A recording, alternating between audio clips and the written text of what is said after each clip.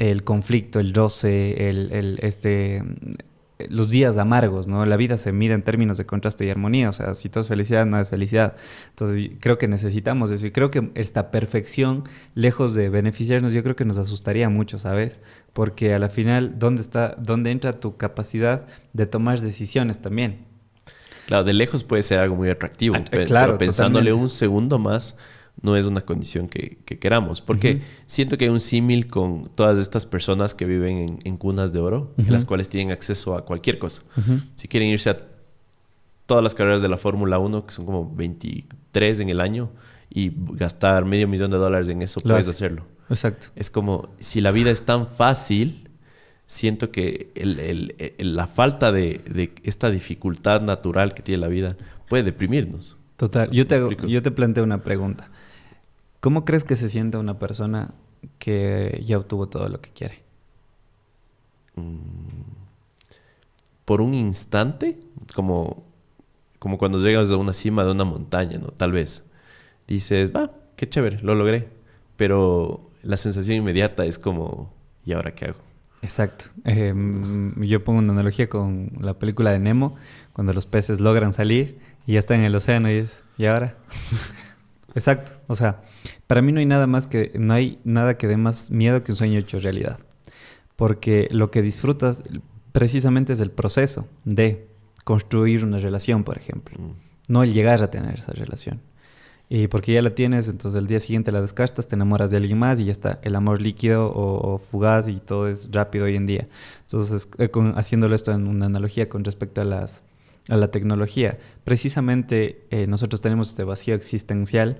Lacan diría que este vacío que llevamos es por nuestra institución en el lenguaje, que por ello no llegamos a tener una experiencia completa del mundo, sino un lenguaje que ya está instituido en la sociedad, en la cultura, y que básicamente te llega a nutrir para que tú tengas una experiencia, entre comillas, del mundo según esa sociedad, esa cultura. ¿Sí? Por eso Wittgenstein decía que el límite de mi lenguaje es los límites de mi mundo, porque hasta donde yo hablo es como te puedo expresar. Hay una correlación muy interesante ahí con las personas de la cultura árabe y todo eso, que tienen un lenguaje tan limitado que por ello utilizan mucho la violencia. ¿Sí? qué Entonces, interesante. hay una analogía, una correlación interesante, o sea, no te digo que sea así, pero alguien alguna vez dijo que la civilización nació en el momento que alguien, en lugar de utilizar un golpe, utilizó un insulto. Porque las palabras te nutren, ¿no? Te nutre para tener un entendimiento lo más amplio posible que tú tengas del mundo. Por eso cuando alguien te gusta, lo primero que dices es, no sé, siento que me sudan las manos, como que me acuerdo de mi canción favorita, todo. Entonces las palabras no le hacen justicia a la experiencia que tú estás sintiendo. Así es. Entonces, por ende somos seres muy limitados y vamos aprendiendo a través del tiempo y necesitamos ese conflicto, necesitamos esa insatisfacción, necesitamos llenar ese vacío que llevamos dentro. Tú verás cómo lo llenas. Puedes llenarlo con una persona creada artificialmente, pero que al final no cubre ese vacío emocional, existencial que tienes. Puedes hacerlo con drogas. Ok, solo es un parche, ¿sí? De lo que estás haciendo. Entonces, la cuestión es que entender que ese vacío nunca se va a llenar, pero que tienes muchas posibilidades a lo largo de tu vida de ir llenando ese vaso medianamente posible. Y entonces lo que provoca este tipo porque hubo una chica coreana, si no estoy mal, que se casó con una inteligencia artificial. Ya. No me acuerdo cómo se llama, porque para ella era el hombre perfecto, precisamente. Pero lo que quizá debemos de entendernos o reconocernos como seres imperfectos y que esa perfección que queremos alcanzar no es más que una idea muy de Disney, muy fantasiosa, que no la vamos a lograr adquirir. Por eso en Hollywood, si has escuchado full casos que hacen los famosos, empiezan a hacer tontería y media, Sí, es a beber porque... sangre de bebés o lo que sea, porque a la final es como que ya tengo todo que hago, o sea, me aburro, literalmente. El otro día hablaba con mi hermano y le decía, ¿cuáles eran los problemas de Messi, no? O sea, ya ganó la Copa del Mundo, ganó todo lo que él se propuso hacerlo. ¿Y ahora? Claro, el man ve su agenda y dice, un día más. Exacto, exacto, Un día exacto. más en la oficina. ¿Y por qué la incomodidad, la insatisfacción te mueve? O sea, el saber que tienes una deuda te mueve. Y ya alguien puede decir, pucha, yo no tengo deudas. Ahora, ¿qué te va a mover? ¿Me explico? Ya lo tengo todo. Y el vacío siempre va a estar. Siempre. Y por más que quieras llenarlo con inteligencia artificial perfectamente bien estructurada para ti, no lo vas a hacer. Claro, para mí Porque es inherente. la gran conclusión es primero, es muy difícil lograrlo y si lo lograríamos no es algo que quisiéramos, por Exacto. todas las razones que acabamos de exponer. Vi que este trend, igual hiciste un reel de este tema, de Rosa Pastel, ¿no? Qué buena canción. Sí, exacto, es muy, muy pegajosa, ¿no? Mucha nostalgia para Sí, mí. sí. Y les voy a describir y luego tú Claro. nos vas a contar, pero básicamente la letra es: tú no eres aquel que prometió, sería mi superhéroe y que todo acabó, no queda más. Y sobre esta parte de la letra se montan estas imágenes de las cuales hay personas que en años de su juventud estaban Soñaron. como, exacto, están siguiendo sus sueños, actriz, cantante, Futbolista. futbolista, lo que sea. Y el siguiente frame de estos TikToks es la persona trabajando en el no sé, en el empleo más banal y común del mundo, ¿no? Ujú. En un peaje, en una gasolinera, Ujú. en cualquier cosa que Haciendo más bien... podcast. Buen ejemplo. Y más bien, no sé, con un sueño completamente acabado, Diferente. ¿no? Ajá. Entonces, la primera impresión es, sí te genera tristeza porque estás en un feed en el cual todo el mundo consigue, aparentemente todo el mundo consigue lo que quiere, ¿no? Su carro soñado, su pareja, el viaje, todo. Los mitos de la meritocracia. Exacto. Y luego ves esto y dices como que medio te descuadra y dices Ujú. como, los manes no madrugaron, los manes que están haciendo mal, ¿no? No Ujú. leyeron el libro que yo leí, no, Ujú. no están haciendo las cosas como Ujú. se supone que se deben hacer Ujú. para ser exitosos. Los 5 pasos del éxito. Exacto. Ajá. Es como, no sé si nos puedes contar qué está realmente pasando. Y para mí sí es que ese tipo de contenido esté más para tener el tipo de conversaciones que vamos a tener ahorita. A ver, hay algo que alguna vez critiqué precisamente es al sistema capitalista. Y quizá el sistema capitalista que critico, alguien dice, ¿por qué solo el sistema capitalista lo criticas? Porque es en el que vivimos. O sea, no puedo criticarle al comunismo o al socialismo porque no vivo en un sistema así. Y segundo, yo creo que todo sistema capitalista, comunista, socialista llevado a la práctica ha sido un fracaso. Y dentro de los de llevado a la práctica, el capitalismo es el menos malo de los otros, por los resultados, ¿no? que hemos visto. Porque, ya digo, llevado a la práctica, quizá el comunismo, el socialismo realmente no se ha practicado como debería ser hecho. Pero Sí. el capitalismo tampoco. O sea, Completamente. Ujú. A la final, la corrupción estructural hace que 100%. ninguno funcione. 100%. O sea, al final nosotros estamos trabajando para los intereses de alguien más y no nos damos cuenta de que es ya las empresas más grandes que tienen como hijos a las microempresas como McDonald's, como Netflix, ¿no? Pero es algo que está en la cúpula, ¿no? De todo esto. Entonces, ¿por qué esto no funciona? Porque perpetuamos el mito de la meritocracia, que es decir, básicamente la meritocracia es tú vas a tener los resultados según tu esfuerzo. Y no siempre es así.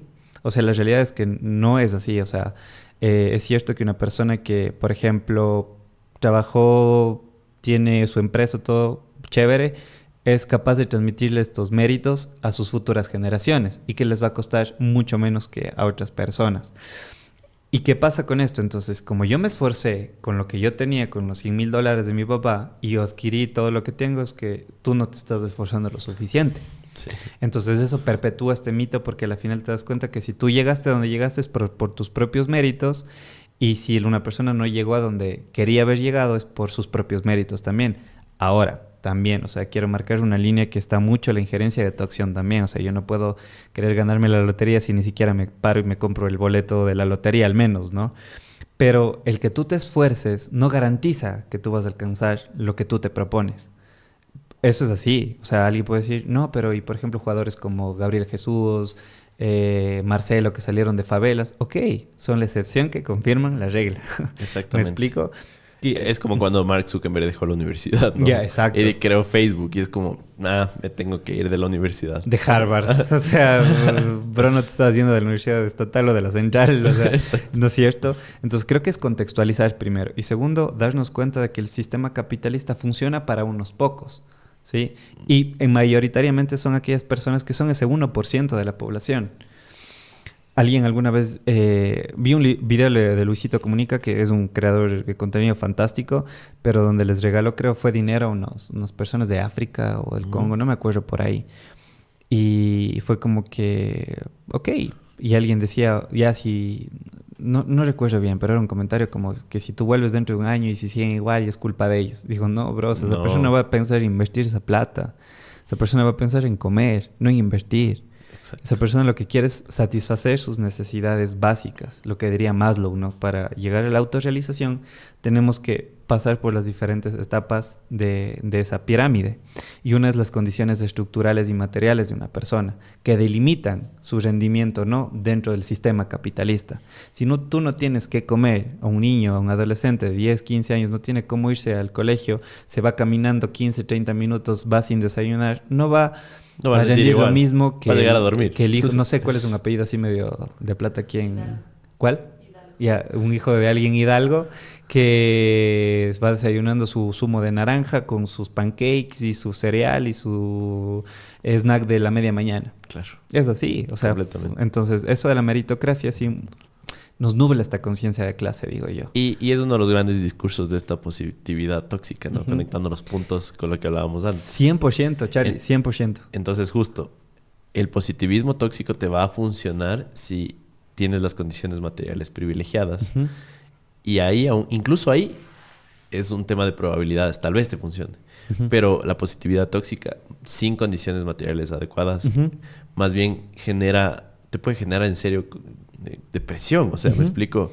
Ujú. Es más bien como, no me esforcé lo suficiente. No es las 5 de la mañana, es las 4 de la mañana las que me debo Ujú. levantar. Exacto. Es como, no. Y te falta el día, aparentemente, para hacer aquello que dicen que tienes que hacer para considerarte algo, una persona exitosa, ¿sí? Yo veía de chiquito mucho a Michelena por mi abuelo y hay uno de sus videos más famosos, creo que hizo en el 94 en el Parque de la Carolina. Y... no miento, no fue en ese video, fue en la entrevista que hizo con Vivanco Ok. en la posta. Y él decía que sí, que le han dicho que tienes que estudiar para ser alguien en la vida. Y él dice como que pues, luego me di cuenta que algo sé siempre, o sea, algo sé. Y digo, es verdad, o sea, algo eres todo el tiempo, pero que tus condiciones, a ver, esto lo voy a aplicar para este positivismo tóxico que hemos estado hablando. Cuando tú eres consciente de tus condiciones materiales, eres también consciente del límite de tus posibilidades. Porque Ok. es hasta donde puedo llegar, quizá. No de una manera negativa, pero sí de, a ver, un verdadero positivista, un verdadero optimista es aquella persona que dice, esto es lo que tengo, ¿qué puedo hacer con esto? Ujú. Y de aquí partir. Ok, estoy mal, puedo estar mejor. A partir de las herramientas que tengo. Pero el sistema capitalista, ¿qué te dice? No, produce. Levántate a las 5 de la mañana. Eres creador de contenido, haz 10 videos al día. Graba 10 podcasts. Tienes 1000 seguidores, tienes que tener 10,000. Entonces entras en una máquina de insatisfacción vital de estar produciendo. Y es lo que yo le digo a muchas personas. A ver, ¿es ansiedad o capitalismo? Porque para mí la ansiedad solo es un síntoma de una enfermedad llamada capitalismo, que es produce y nunca tiene suficiente. Y nunca es suficiente. Y conectando el punto anterior, ¿no? Perdón, es vivir en ese estado de insatisfacción constante es muy, muy agotador. Muy, muy agotador. Completamente deriva en algunas condiciones psicológicas terribles, ¿no? O sea, Y es lo malo, o sea, al final tú pasas en redes sociales, por ejemplo, alguien que viva, no sé, en el sur de Quito, allá en Cuenca, en unas zonas rurales, y estás viendo redes sociales y sigues a personas famosas, y el el sesgo de proximidad que tienes con eso es tan grande que dices, yo también puedo hacerlo, quizá yo también pueda llegar a esto. sí, Y te das cuenta de tu realidad y dices, venga, no. Te sí, frustras. de hecho, es algo que no hago y es muy, muy respetuoso a la gente que lo sigue haciendo, Ujú. ¿no? Es como sus redes, su vida, pero comparten mucho lo que comen, ponte, todos los días. Y es como, una vez una persona me mandó un mensaje, me dijo, Charlie, yo no he comido 3 días. Y es como, ok, ya no debo hacer esto. Y justo, mis redes. Entonces, más bien mi contenido ha tratado de ser justo. Tratemos desde mi cancha compartir con herramientas que les puedan servir a todos para que bajo su contexto las puedan aplicar. Ujú. Y de hecho aquí va un llamado justo conversaba con Pablito Rodríguez también, Ujú. que estuvo en tu podcast. Y justo hablábamos de que uno de los grandes retos que las personas que tienen el privilegio de hacerlo, porque están en posiciones de poder, en la política, lo que sea, la gran meta de estas personas debe ser disminuir la desigualdad. O sea, eso sí puede ser una gran meta y que va a ayudar a muchísimas personas a igualar estas condiciones materiales, ¿no? Ujú.